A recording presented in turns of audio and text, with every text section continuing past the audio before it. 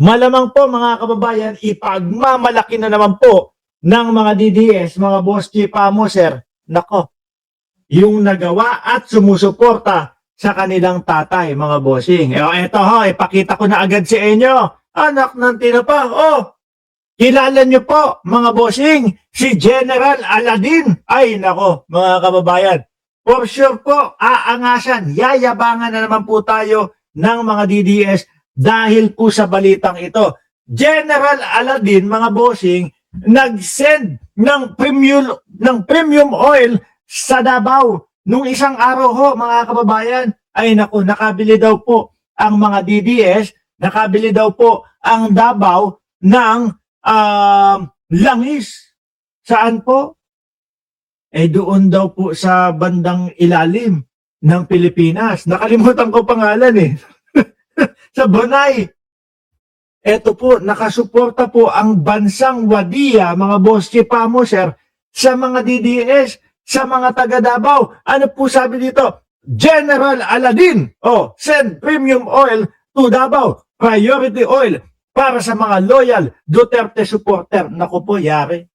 Kawawa, nakakahiya na naman po tayo, mga bossing. Mayayabangan na naman po tayo. Yan pong si General Aladin, mga bossing, kilalang kilala po yan eh. Ayaw po niyan nung nuclear na pabilog yung ulo. Napanood nyo na po ba? Yung palabas niyan? Yung sa Wadia ho, mga bossing. Yung ang gusto niya kapag yung gagawan siya ng nuclear, mga kababayan, patulis. Diba? Nag-watch pa rin ako, Mark. Di lang mag-comment. Relax lang manood. Tapos sasabihin mo, matutulog ka na. Tapos bigla ka magko-comment dyan. Bigla ka susulpot. Diba? Ganyan si Ma'am Neng Gigi eh. Napanood nyo yun?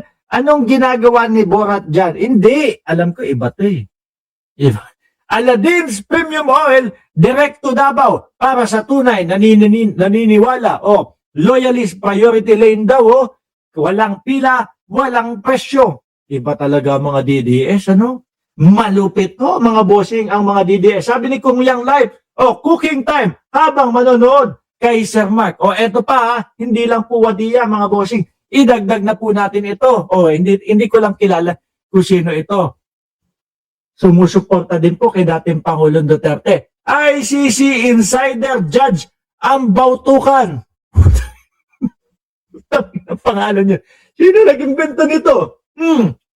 ICC Insider Judge Ambautukan Ambautukam Blast Judge for Alleged Bias Duterte Case. Sino mo kinagkukuha ng mga DDS ito? Mga bossing, I am deeply outraged at my fellow judges. Hintayin nyo mamayang konti ho. May mas sikat pa ho dito.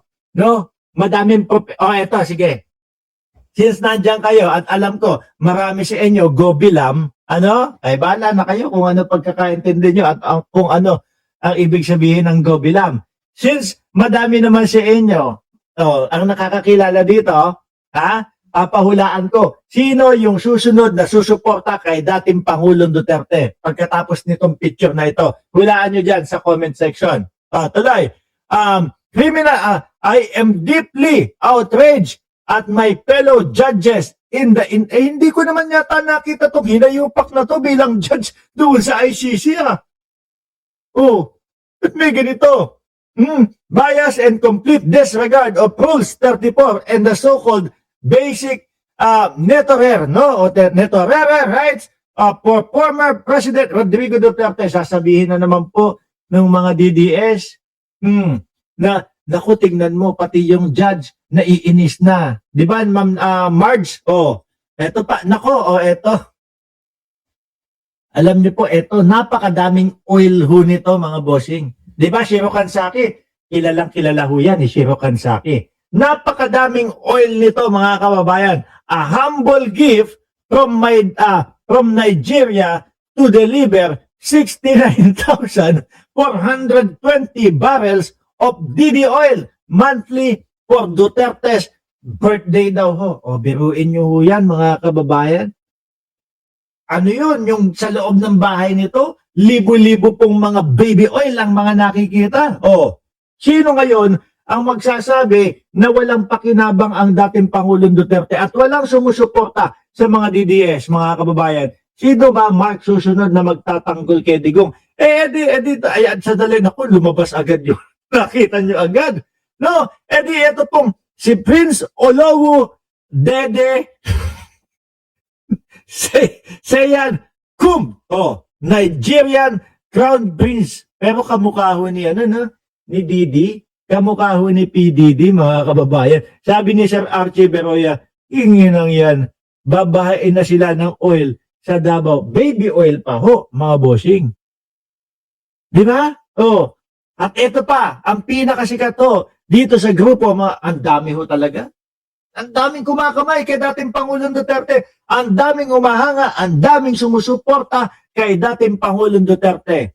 Sino po yung sunod, mga kababayan? Ay eto po, madami pong profesyon ito. Pare. Minsan bumbero ho din.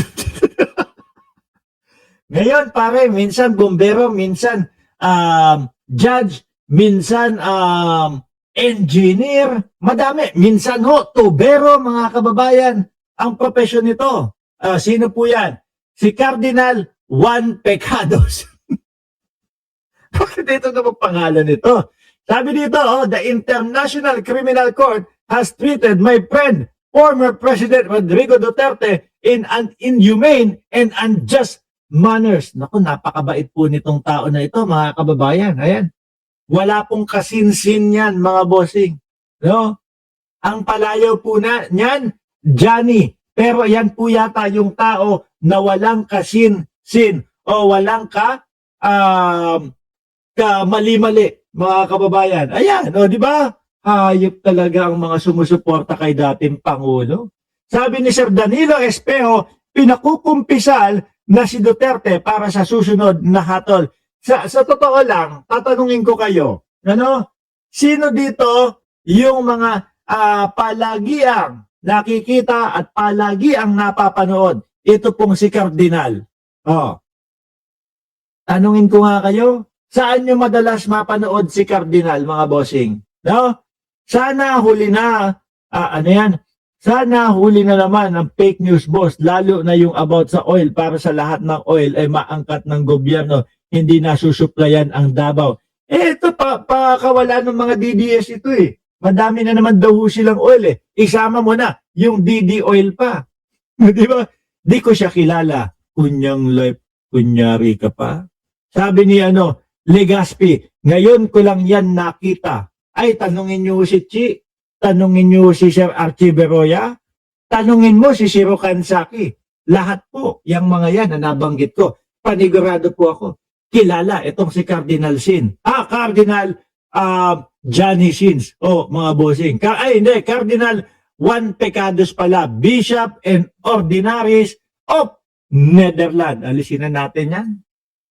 Ng putik tong mga DDS na to, Hindi ho talaga mga matigil, hindi ho talaga matapos, mga boss chief amo, sir. Sa mga kaka-fake news, itong mga DDS na ito.